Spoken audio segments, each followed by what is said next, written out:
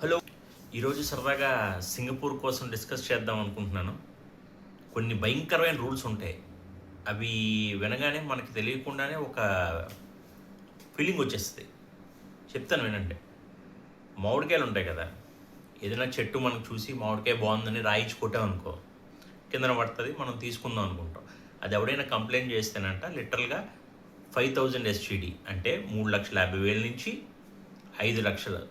4 లక్షల వరకు ఫైన్. ఇది పక్కన పెట్టండి. కిందన పడిన మామిడికాయని తీసుకుంటే ఎవడైనా కంప్లైంట్ చేశాడు అనుకో, దానికి కూడా 5,000 ఎస్జీడి, అంటే 4,00,000, 3,50,000 నుంచి 4,00,000 ఫైన్ అంట. ఓకే, అప్పుడప్పుడు మన అదృష్టం బాగుంటే తీసుకెళ్ళి లోపల కూడా వేస్తారనమాట. ఇది పక్కన పెడితే ఈరోజు బెంగళూరులో అనుకుంటా చూశాను, ఎవరో అబ్బాయిలు ఇంటెన్షనల్గా దే ఆర్ టేకింగ్ వీడియోస్, అమ్మాయి వీడియోలు తీస్తుంటే వాళ్ళు పోస్ట్ చేశారు. ఇక్కడైతే వితౌట్ కన్సెంట్ అమ్మాయిలు ఫోటోలు గిట్టోలు తీస్తున్నప్పుడు పోలీసులు తిరుగుతూ ఉంటారు మెట్రోల్లో కూడా.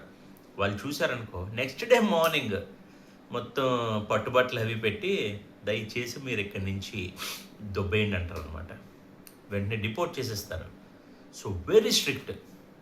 వీళ్ళ రూల్స్ అండ్ రెగ్యులేషన్స్ ఎలాగుంటాయంటే సుందరం మాస్టరే, మామూలుగా ఉండదు. ఇంకా చాలా ఉన్నాయి, తర్వాత చెప్తాను, నెమ్మదిగా చెప్పుకుందాం. ఎందుకు అన్నీ ఒకేనే చెప్పాను అనుకో, తలనొప్పి వచ్చేది మనకి. ఓకే.